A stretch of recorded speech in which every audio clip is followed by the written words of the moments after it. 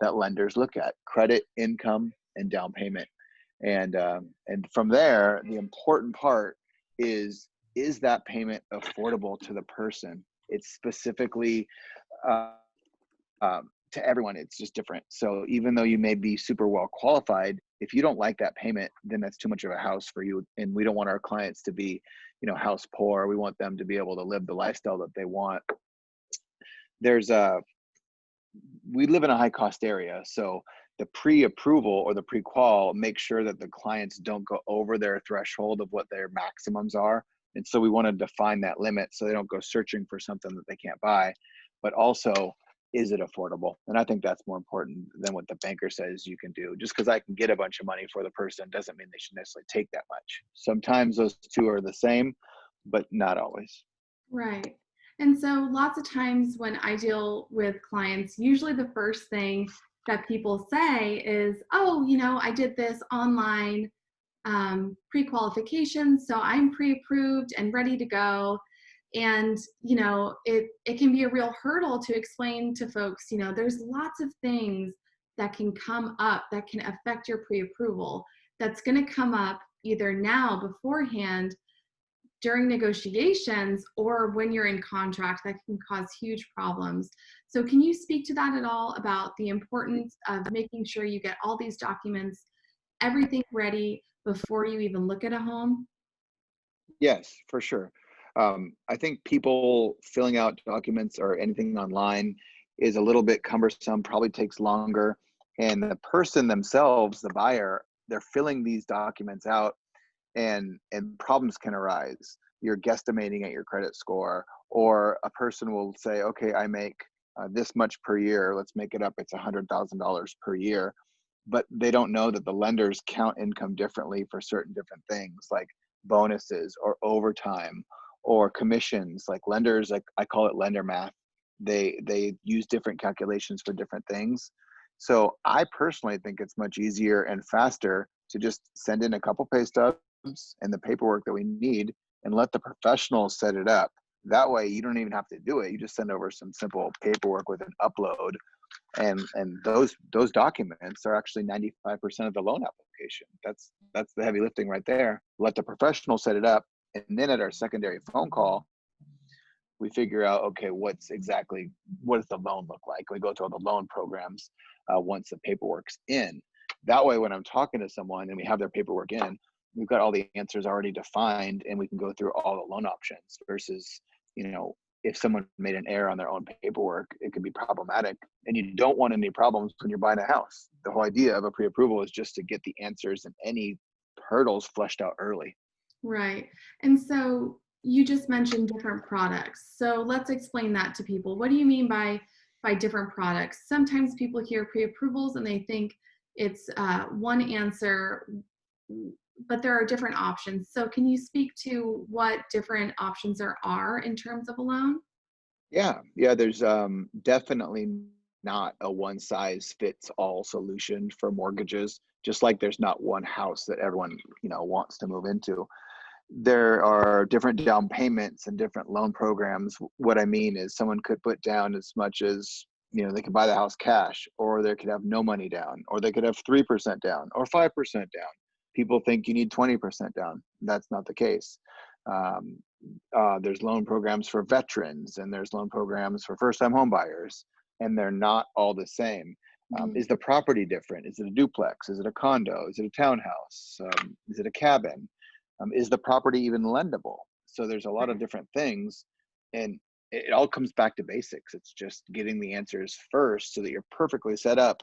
That way, when you go write an offer on a house, you're calling more shots than just playing into the seller's hands because you're not prepared.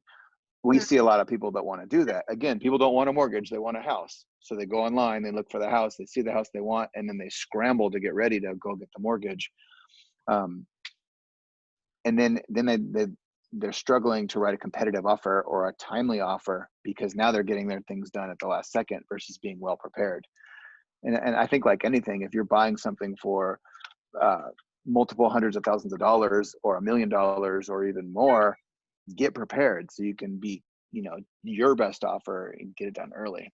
So, and Right. then, back to the products, there's products for jumbo, which means big giant loans greater than 765,000. And there's small loans, and there's short loans and long loans. There's different loans. And so when people talk to you about their pre-approval, you'll cover all of these options for them and they're able to determine what's best for them, right? Because there's many different options, which means Yeah. there's different ramifications. Yeah, there's different options, and each one of them has different qualifications or criteria. And then there's, someone might not want a big giant loan. They don't need a jumbo loan. We don't really need to talk about that. Another thing I like to say is I love mortgages because it's just math. It's just the numbers when they're laid out on the table, the answers flush themselves out pretty easily. So we go through different options. It's A, B, or C. Which one do you like? And I help guide the clients through that. They can see it with me. So it pulls back the curtain. They can say, oh, I like this one over here, or, oh, I want to do this over here. And they can understand it because we're teaching it to them. And Right. then again, they're buying something for very expensive, probably the most expensive thing they've ever bought in their whole life. So teaching them a little bit about it is important. And mortgages, again, not the funnest thing in the world, but it's a necessary evil if you want to buy a house, which is fun to buy. Right. Okay, great. So some of those pieces of paperwork that usually people have to provide are things like bank statements, tax documents, W-2s, and usually it'll require a credit check. But like Matt said, once you get that out of the way, it makes the whole process a lot smoother. So also, could we speak a little bit about the elephant in the room? We've got COVID-19 going on. There's a lot of easing that are happening with shelter in place, but we're still not fully opened up here. So in terms of getting pre-approved, could are there workarounds right now for folks that are sheltering in place but still employed, just can't go to their work right now? Definitely. I want to make sure and address that. But before I forget, a lot of people are worried about pulling their credit. They're scared of it hurting their credit score or something like that. So we Mhm. perform a soft credit pull. So the lender gets an idea of one of the three credit scores, gets an idea of about what the scores are, along with all the debts. And that's what we want to see. So it's an easy way that solves the credit answer for the lenders, but also the buyers don't have to have their credit hurt, which really isn't hurt, but it helps. In terms of COVID, um, pre-COVID, ideally we'd meet our clients face to face, and we have a big whiteboard in our office, and we go through every inch of it, and we write down specific scenarios for each person, and you can sit down and face to face and interact, and you get a lot more detail when you're doing it that way. Obviously, shelter in place came around, so now it's more Zoom meetings and in-depth screen sharing and things like that, which is actually working wonderful, and saves the commute time. um, COVID itself has limited certain lenders' products, and again, back to what does that mean? Okay, so most of the average loans are still available, but anything that was, I like to say, have hair on it, maybe not available. So certain loan products, say you can't prove your income and you want to use bank statements. Okay, well there used to be that product. Right now it's very, very limited. Or you only have 1 year of taxes, but you're self-employed. Okay, that used to be available and now it's limited. So they're still around, but they're limited, and those are expensive. The lender is basically saying, hey, you can't provide what we want. You only can do these bank statements or 1 year of taxes or whatever it may be. Well, we're going to charge you a premium because you can't fall to the norm. And so a lot of times when people ask for those anyways, they're really rare. They're like 1 in 25 loans. uh, they're expensive. And so the borrowers pay a premium because they can't provide their paperwork. Got it. So it sounds like there are still options there. But let's Yeah. talk about the fun part, right? The home search. You've got the consultation out of the way. You've got your pre-approval. We're ready to go, rearing to go. But wait, we've got to decide what kind of house you want. So there are all different types of properties and they all have trade-offs, right? There's pros and there's cons. So let's talk about some of the different types of properties that you can get. There are mountain properties. We live in Santa Cruz County. So an example would be the San Lorenzo Valley. You've got Felton, Ben Lomond, Scotts Valley is mountainous as well. You can get an acreage property, a property with a lot of land. or you could live in the city with a lot of walkability. Condos or townhomes, there's mobile homes. You could buy a vacant lot, what we call fixer-uppers, or multi-units. So let's talk a little bit about some of these, not all of them, because that would take forever, but we'll just dive a little bit into some of these. So what are some unique aspects of a mountain home? So, there are definitely trade-offs when living in the mountains. I lived there for a decade. I feel like I know it well. I love it. Here in the San Lorenzo Valley, there's, lots of bang for your buck out there. But there are some things that you should realize before you move to the mountains. There's just going to be a little bit different of maintenance, a little bit different of lifestyle. And as long as you can consider some of these things, and if you choose that is what you want, then that's great. And so some of these unique aspects, lots of these properties come with septic tanks or propane tanks. And none of these are things to be afraid about. It's just different types of maintenance, right? There's also hillsides that you have to consider. Is your home on a post and pier foundation, or is it on a perimeter? Where's the water going when it's raining? These are all things that you're going to want to consider. And just overall maintenance and upkeep. Usually these houses are in the woods. You want to make sure a tree is not going to fall on you. You're going to want to make sure to keep your roof clean and free of debris. These are things that can come up. And so, Matt, did you want to speak at all about mountain properties, maybe things like fire insurance? Yeah, the one of the lenders, we're always considering what's the cost to the borrower. So we want to make sure that we can account for the mortgage, the property taxes, and the insurance. Sometimes the mountain properties could be in a fire zone, so they have a little more expensive insurance because it's a high fire risk or a higher fire risk. So if the lender knows you're searching for a mountain property, we might overestimate the cost of insurance just to make sure that you're still qualified if you have a property that's expensive to insure. Got it. Okay, perfect. And also, lots of people like these mountain properties because they're private, right? Some of them are private. Some of them give you a lot of space, and that's wonderful. And on the other side of the token, sometimes buyers that I work with don't realize, oh, you know what? It's actually going to take 10 minutes to get to the grocery store, and that's not something that I want to do. I'm used to walking to things.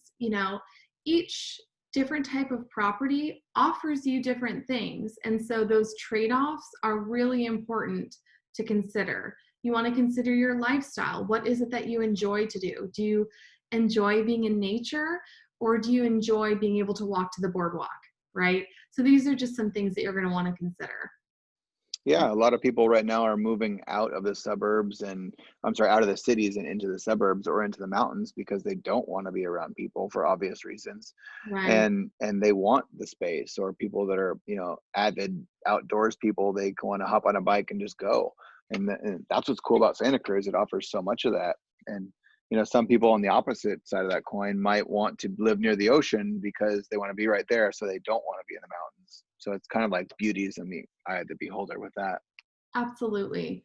And so let's talk about another type of property that you can get. And I thought it was so important for us to touch on this because a lot of people come to me and say, Kaylin, I see this piece of land. It's super cheap compared to all the houses that are available. I really think, maybe building a house is the best option.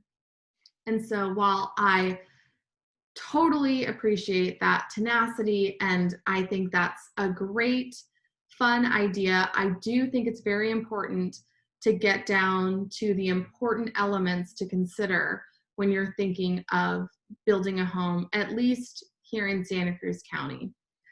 So in Santa Cruz County, we have a lot of, restrictions due to our coastline. We have a lot of wildlife that we're protecting. And so there are some limitations in being able to build. So those are some things to consider. What are some other things to consider? There's a lot of development costs. Sorry, go ahead. No, I was just going to say the cost and the loans are way different for land loans. I thought you were asking me, so please go ahead. I'll chime in on that later. Okay, great. I'm going to touch on the loan in just a second. So there are different development stages, right? And so a lot of the properties that you see have had no development whatsoever. And what do I mean by development? I mean, what's their water source, right? Um, are they on sewer? Are they on septic? Have they figured that out? Have they done a percolation test? Have they had any permits whatsoever? Is the lot buildable? Because that's not guaranteed at all. There are several aspects that determine that. So those are all key important things that are out of pocket costs. So speaking of costs, Matt, segue. Tell me about the financing Yes. for land, please. Yeah, most lenders don't lend on raw land. It's done by the county banks or local banks. Also, a large down payment is generally needed, anywhere from 40 to 50% down on the land. So even if the land is a little less expensive, the down payment is extreme in terms of percentage. So the cost of the down payment is pretty high. The reason why county banks land on this is because they want you to then build on the land. So then you need a construction loan. And then the construction loan is not at a low interest rate, it's at a high interest rate. And it takes many years to do this. So, all in all, uh, the building of a land is super daunting. It's not for everyone. It's not a first-time home buyer type thing. It's enticing because the cost of land is low, so people see this on their searches and they go, "Oh my gosh, I could build my dream house here, and it's going to be great." The fact of the matter is, it's going to be extremely expensive, take a lot of time, and I would anticipate at least 3 years, if not more, to finish the project. And so it's not a short-term thing. Got it. Yes. And I can speak from experience. I had clients that closed on a property, weren't able to break ground. So that's when they're actually able to start development. They weren't able to do that for 3 years. And they still, years later, have not finished. They have not been able to move in yet. That particular instance as well, they bought a manufactured home. So it should be relatively easy, right? To be able to build one of those, place it on a lot and call it a day, but it's pretty intricate. It's a very intricate process. And so you have to consider your carrying costs. During that time of development before you're even able to move in, are you able to carry the costs of both your development and also where you're currently living? So those are things to consider. Um, we just touched on the financing available, and you want to consider the length of time that it's going to take to actually develop and the type of property that it is. Is it a hillside? Is it going to require extensive drainage? Is it going to require an engineered foundation? These are all things to consider and are unique to purchasing vacant land. And again, these are all very broad examples.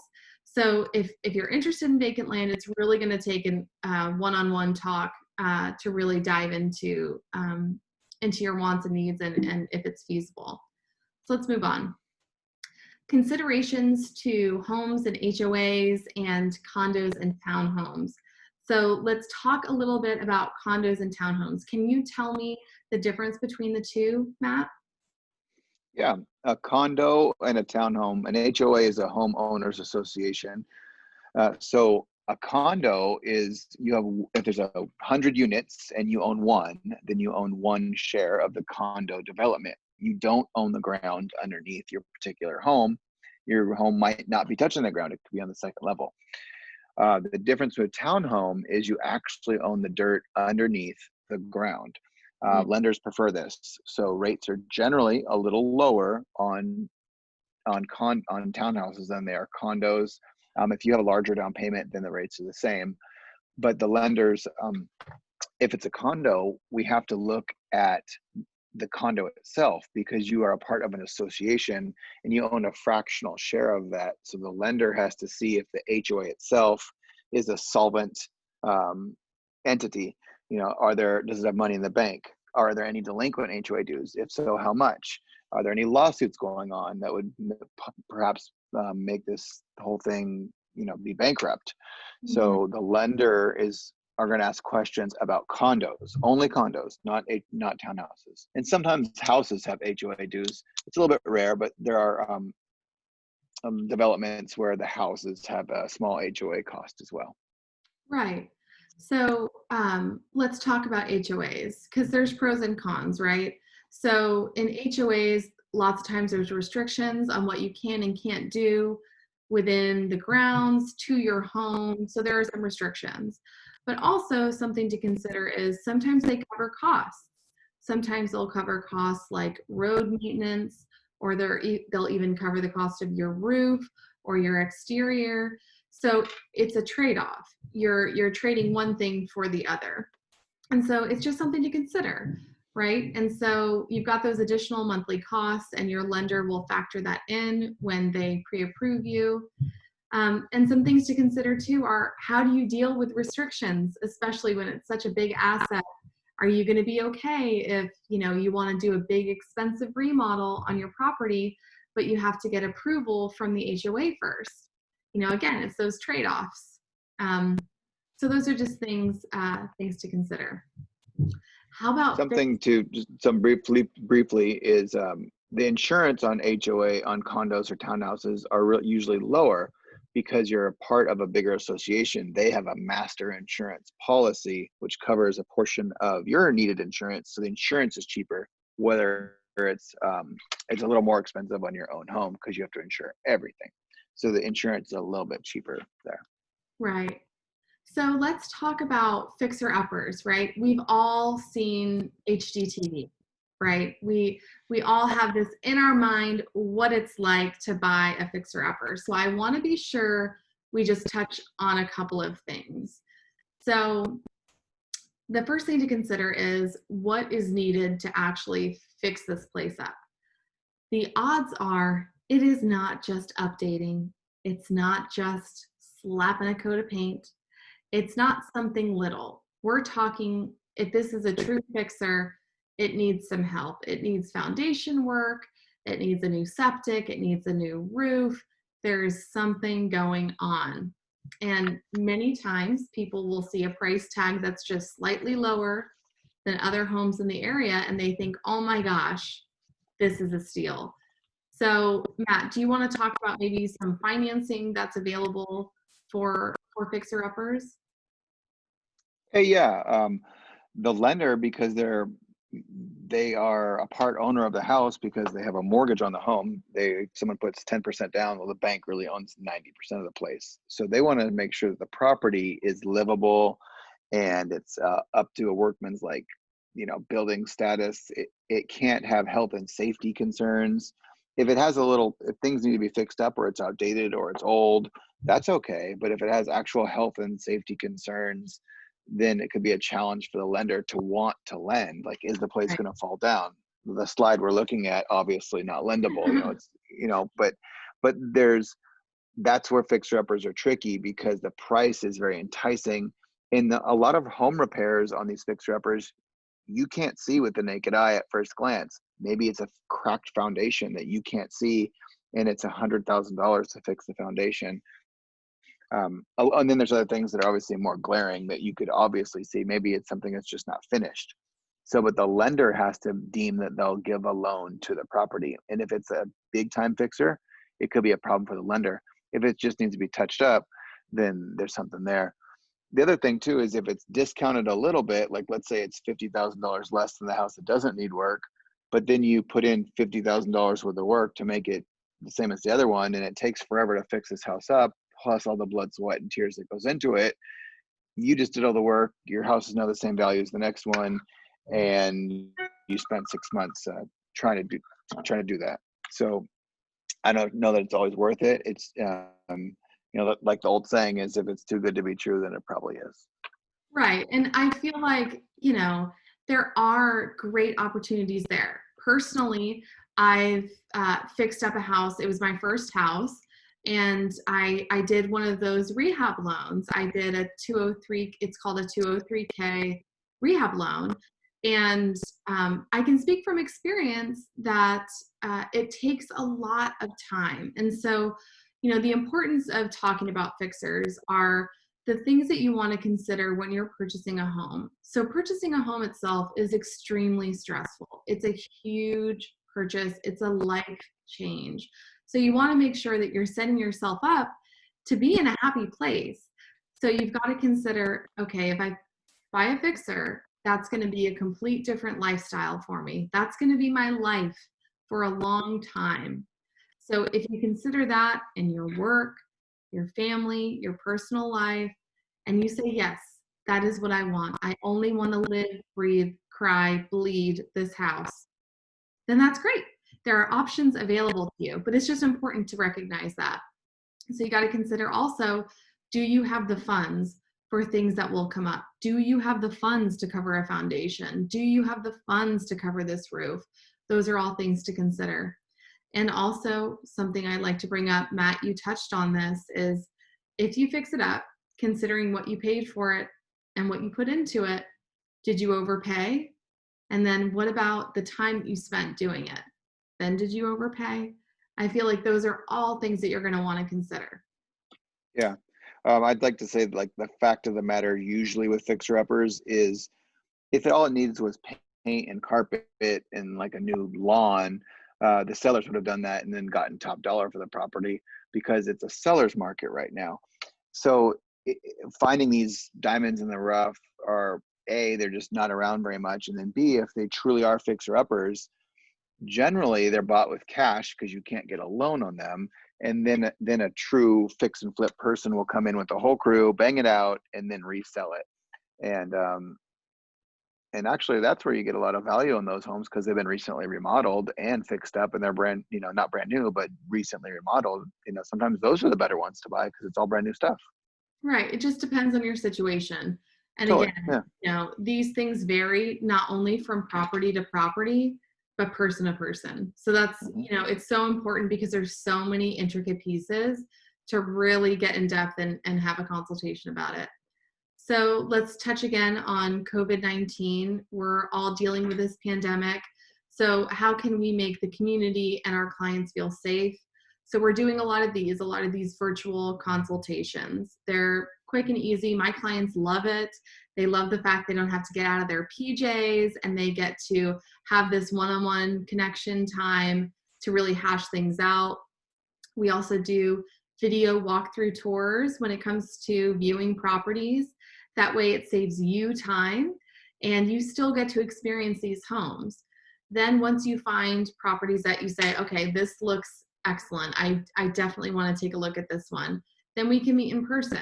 And then there are protocols, disclosures, everything in place to make sure that you're healthy and safe, the community's healthy and safe, and the house stays sanitized. And we can talk a little bit more in depth on that should you wish to go and see properties. Also, we provide gloves and masks, and we sanitize all the touch surfaces, obviously. Something to consider there too is you need to be pre-approved to go see houses these days because the sellers want to know that anyone that's walking through their house and maybe potentially exposing things, that they're actually qualified to buy the house. So you have to have a letter from a lender to say, okay, I can buy this house, and before they just let you in. And so it's I always kind of bring it back to basics. I think the person, the buyer and the realtor should know that you're looking at a house that actually is within the wheelhouse of someone affording and the qualifications that they can buy. Otherwise, why are you looking at it? So that's the reason for the letter. Right. And it's also just to ensure that the house isn't being exposed to a number of people, right? There's a purpose to Right. it. And that makes clients feel more comfortable too. They know that they're not going into a house that's been exposed to hundreds of people, like when we had open houses, right? So it's really even that extra step of having to provide your pre-approval. It's all just for the benefit of the community and to ensure that everybody's staying safe. So Definitely. yeah. Definitely. So we went and looked at houses. You found one that you love. So what do we do now? So now you make an offer. This is this is the nail biting part of it, right? So there's obviously a consultation involved. Yeah, I really want to just mention the offer itself is 13 pages long, so we're not going to be covering that today, but let's talk about some important points of it. I always like to say everything is negotiable. You've got 13 pages of negotiations. Lots of people automatically just think that it's price, but there are many terms that you can negotiate. There are what's called contingencies. So those are your protections, your contingencies. You're making an offer subject to these contingencies. Let's talk about those. Written right into the offer, boilerplate, are your physical. Yeah, Go ahead. I was just going to touch on the contingencies. I thought you wanted me to do that, but Okay. continue. So we'll talk about the inspection contingency. That's the big one that, you know, every buyer is so interested in. It's your opportunity to really investigate the property. That's when you get your home inspection. That's when you get your pest inspection, and you make sure that you really know what you're buying, and you know if it needs work, what kind of work it's going to need, and what it's probably going to cost. Then the other two contingencies that are built into this offer are the loan and appraisal contingencies. Matt, did you want to talk about those? Sure. Yeah, the offers that buyers generally write have the three contingencies. So they're writing an offer contingent or subject to a couple things happening. That the appraisal comes back at a value of what they're wanting to pay for the house. So you offer 500,000, they want the appraisal to equal that price, so they know that they're getting what they pay for. That's the appraisal contingency, and there's a certain time frame on that. Currently, because of COVID, of course, appraisals are taking a little bit longer, and they take about 10 to 14 days. Then you have your finance contingency. Your finance contingency is your loan. So it's you have a certain amount of time to prove to the sellers that your loan is absolutely perfect. So this is actually a big part of the contract, because the faster you can tell the sellers that your loan is perfect, the faster they can go buy their house or sell their house or whatever they want to do on their side of the equation. So if you can shorten up that time frame by being pre-approved completely and with everything in ahead of time, then you can write a more competitive offer. It's better for the sellers because you can give them their money faster. So speed is important when it comes to the loan. There's the term that I know you know, Kaylin, but not it's not always the highest price that wins a house. Often it is, but the term is highest and best, Right. because the best offer isn't always the highest price one. Sometimes it's speed. That's why cash sometimes is a better offer. They give a little bit less, but they can close in a week. That might be better for the sellers. So it's highest and best. And Right. so if you're so the by the way, the contingencies, correct, you might have already said this, but the contingencies are the buyer's protections. So it protects the buyer. They want to buy this house, and they have to give a deposit to the sellers to say they're moving forward with this purchase. So these three items protect the buyer's money until they're 100% ready to move forward with the house, and that all the boxes are checked and it's perfect. Then they say, okay, I'm going to release these loan contingencies.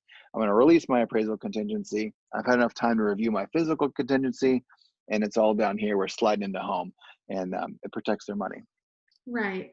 And so we're using a lot of real estate terms, I think. And so when we get down to it though, when you make your offer, that's what Matt and I are here for. That's what your realtor and your lender are here for. We really hold your hand throughout this whole process. We tell you what to expect next. So you've made an offer. You've said, I want this house. I want to move forward with it. So we discuss your different options. We discuss the terms that you can negotiate, and we make sure that all of those terms are what you want. And that can be the length of escrow, which typically, you know, sometimes people don't know how long that takes. It's around 30 to 40 days after you get an accepted contract, after your offer is accepted. Usually takes 30 to 45 days before the house is yours. That's usually, that can change for many reasons. So you make your offer, you can go through a negotiation phase. The seller can come back and say, well, actually, I'd like this, this, and this instead. And you can have that conversation for a day, couple of weeks. Usually doesn't take that long, but it can. It depends on how far apart you are in your terms. So once you get this offer accepted, again, everything is negotiable. At that point, you're going to give what's called an earnest money deposit. Now, typically in our area, that's about 3% of the purchase price. And you'll give it to a third party. That's the escrow company. They hold it. So it's not the seller that gets it. It's not you that get to hold on to it, not the realtors. It's this third party escrow company. Now, we talked a lot about contingencies or your protections. So those come with time frames, right? During that 30 to 45 days. Typically, those contingencies can last anywhere from a couple weeks to 3 weeks. And once those contingencies come to point, you've had your inspections during that investigation phase. Let's say, oh, you know what? I'm getting ahead of myself. So let's move on to the escrow, right? Because we were just fluidly going into that. So let's talk about your inspections. So you've negotiated back and forth, and hooray, you're in contract. So that's a very exciting time. So you've got 3 days. You're going to put your earnest money deposit into the escrow company. So now is the time we get to work. So these 30 to 45 days can go extremely quick. You may think I'm crazy, but I'm not. It moves much quicker than you may anticipate. What's great is you've already done your pre-approval process. Everything's been pre-approved, so that should go pretty smoothly as long as there's no big hiccups. Wouldn't you say that process is generally pretty smooth when all the information is provided up front, Matt? Definitely. That's the whole point of us doing our job thoroughly, is making sure that the escrow process is smooth because we've got the file pre-approved. And as long as we stay within the parameters of the pre-approval, it should be fine. And it is. Excellent. So let's talk about your inspections that you can have. There's a whole list, right? Typically, usually you'll have things like a home inspection, which is a very general inspection.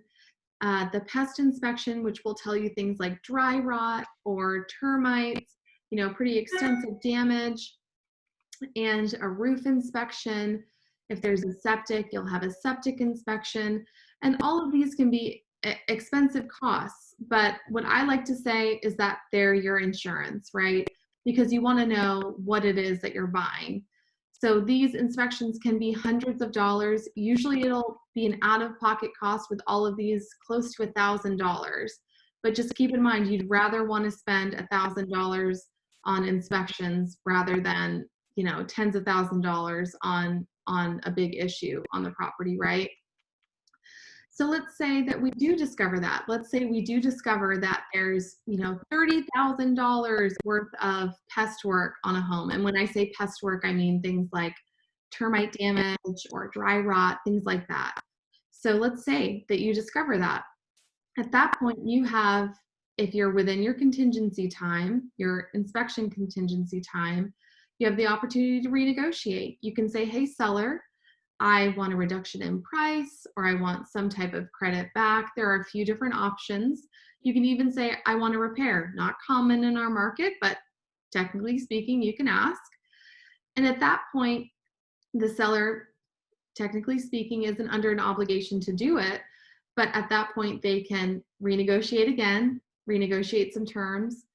And the ball's always in your court, though. So you can either cancel and walk away, move forward as planned, or continue to try and renegotiate. So there's always options available to you within your contingency time. And then we talked a little bit about the lender needs. Matt, is there anything further that you wanted to mention on that? Well, this is the best time. Clients are the most excited. They get their home accepted, or the property becomes their home. They get it accepted and they're in Right. contract. And it's kind of like the honeymoon phase, if you will. Right. But it's also, the clock is ticking. So 30 days goes really, really fast. And we want to get things done timely, and we want to hurry up and get everything done in the beginning so that the smooth is very smooth at the end, and you can just enjoy the ride versus being stressed out or something like that. So we want to get everything done quickly and upfront so that it's easy at the end. Um, Part of this is just communication with everybody. So the lender needs to be in communication with the buyer, and the realtors are communicating with the lender, and we're all talking to each other so that we're all on the same page, and that there's no lag time and nothing missed, and that way we know what's going on. For instance, if there is a negotiation, the lender is going to want to know, oh, we're thinking about dropping the price, or there might be a big credit, or something like that. Or Hmm. it's just and the lender want say, the appraisal might be coming back early. The lender could tell the realtor, hey, the appraisal is going to be back early. Maybe we can release this contingency a little bit earlier. The fact that we can do something faster is a big plus for the buyers. Maybe the buyers are in negotiations on something else. And so if they throw the sellers a bone, hey, we're going to do this for you, we're going to do this a little faster. Maybe that helps the negotiation over here because they found something in the inspections. So it's all communication. Right. And so we're talking a lot about strategy too. And again, just want to drive the point home. Really, if you want to talk in depth about these strategies, that's what we love to do, but we don't want to get too bogged down on it. So if you want to talk a little bit more about it, definitely one-on-one consult. We'd be happy to talk about strategies with you. So the next part, this is the final part, the close. Hooray. So all the fireworks are going, streamers are going, you get the key. So let's talk about that. So we've released the contingencies. We're moving along towards a close. So what is that actual coveted close like? So it's actually a several day process. Sometimes people think it is in other states where it's just a single day process, but here it's usually a few days, usually. So before you even get to the closing table, we're gonna wanna make sure that you have certain things in place. We're gonna wanna make sure that your utilities are set up, your power and water and trash are all set up to start. After your close date, you don't want to walk into a house with no power. We're also going to do your final walkthrough. Now, this is not one of your contingencies that we talked about earlier. This is just your opportunity to walk through the home, make sure it's in the same general condition as when you purchased it. No one took a sledgehammer to it or anything when you weren't looking. And then after that, we're going to go ahead and sign the documents. And this is usually done a few days before close. Usually takes an hour. Sometimes it's a little bit less. Sometimes it's a little bit more. And it's where you sign the loan documents and the documents that actually put the property into your name, right? Because there's a loan on the property, and then there's also a separate title to the property as well. So it's a little bit intricate. Before that, you're going to want to make sure that you get all of your down payment, the balance of your down payment funds, and closing costs. So are some additional costs to closing on a property in addition to your down payment costs. And that all will be covered during your consultation with your lender. And then the next day, the loan generally funds. So the lender reviews all of the documents, and then they finally give you the money. Not you the money, they give the escrow company the money. Unfortunately, you don't get to touch it at all. And the next day, then the property is recorded in your name, and then you get the keys and it's all yours. And all that hard work finally pays off. Did I miss anything, Matt, during this process? No, you did a very good job of summarizing that. One thing I want to touch on too is buyers always wonder, when is their money due for their down payment. So you mentioned before, they bring in a little bit in the beginning. That's called their earnest money or good faith deposit. And then almost at the very end, 95% of the way through, they bring in the rest of their money. So the rest of the down payment and any of the closing costs. And the lender and the title company want to make sure all the money is there, and they make sure that there's enough to close the loan. And then the lender sends in their money, and that's called balancing. And the lender reviews all the signatures to make sure that everything's signed properly and notarized properly. They review it, and that's called the funding. The lender funds the money, and then generally the same day or the next day, the title records, like you said, and it's officially on paper at the county as the new owners are on title, and then you're a homeowner, and that's the best too. Right. So we've covered a lot today, and believe it or not, there is so much more. Every property just has so much to it. It's a really fun process, and it's important to stay educated during it. So, buying a home is really personal. Each situation is different. Matt and I are happy to set up a quick 15-minute consult with you, talk about your options, talk about your situation, because we're just happy to help. We're happy to share any of our strategies with you and talk about how to get you where you want to be. Matt, is there anything that you wanted to touch on before we let these folks go? No, I guess a little bit. I think it's just a great idea to be prepared if you're considering buying a house, even just considering it, because maybe the time's right, maybe the time's wrong. But if you're buying the biggest thing you ever purchased, just getting some answers is really, really smart, and especially in advance. The biggest thing that I can give a takeaway for is the more prepared you are, the better offer you can write. And then you don't have to overpay for the house. You're on your terms versus scrambling to meet the seller's needs. Mm-hmm. And you can negotiate a lot. So it's very important to get, and then you want to know what you're doing. So it's, again, you're buying the most expensive thing you've ever bought, and get some information first. Right, right. So this was a ton of fun. We covered a whole lot. Again, here's our information.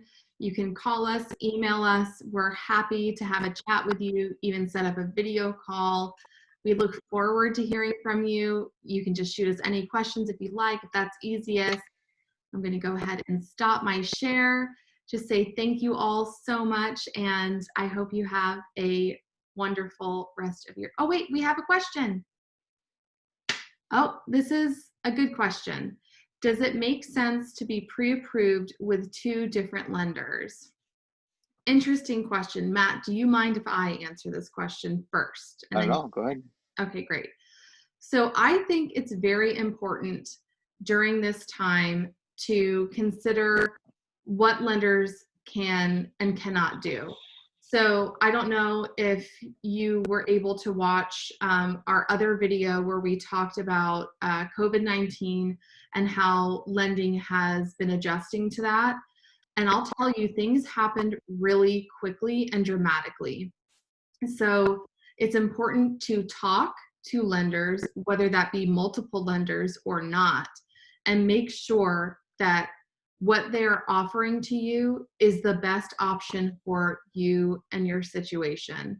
So yes, I think it's very important to do your due diligence and to make sure that you have a lender that is educating you and offering you a good product. And I would just say that doesn't necessarily mean the cheapest interest rate. I would say that means a number of things. I hope that answers your question. That's my personal take. Matt, did you want to take it away? I enjoy competition, so I like when people shop around for mortgages personally, because I like to ask really detailed questions like, did your lender ask you this? And did your other lender ask you that? And did your other lender explain this? And the answers are almost always, no, they didn't bring that up, or no, they didn't ask me that, or no, I didn't know about that. So Mm-hmm. I love it when they've talked to other lenders. And there's some great lenders. I'm not putting anyone down. I love to give extra detail. So I think it's good when there's a baseline and they've talked to someone maybe online or at a big bank, and then I can go that extra mile. And then it's also good to shop. It's you're buying something real expensive, so shop around a little bit, but you also want to know that the person can close your loan in a timely manner. And then I know Kaylin can attest to this. Um, there are certain lenders that have bad reputations that the sellers won't entertain the offer from the buyers because they're working with a lender that is screwed up in the past. And so these are generally cut rate lenders that live online that can't perform to the pre-approval letters they've written. So the sellers are like, I don't want to deal with that lender. They screwed me before. So it's helpful to have a local lender um, that's got a good reputation. And also, I'd say too, make sure that they answer your call, right? Or make sure that they respond to your call or your email within a timely manner. right? Because you want someone that's going to be communicating with you. So all of these things are so important. And Matt used the term shop. So what does that mean, shop? It means articulating to these lenders, you know, just so you know, I'm talking to other lenders to make sure that I'm getting the best option for my family. And that's what he means by that. And that's the name of the game, right? And I think it's just really important to consider a number of factors, right? Are they being honest with you? Are they educating you? Are they offering you products that fit your situation? So those are all things that I would consider. So I hope that answers your question. So I'm just going to make sure that there's no other questions. Perfect. Oh, she says yes, thank you. Okay, great. Perfect. So I hope everyone has a wonderful rest of their day. I really enjoyed this. Matt, thank you so much for being here. And I'll see you later. Yes, thank you for putting this together, and we'll talk to you soon. Okay, bye.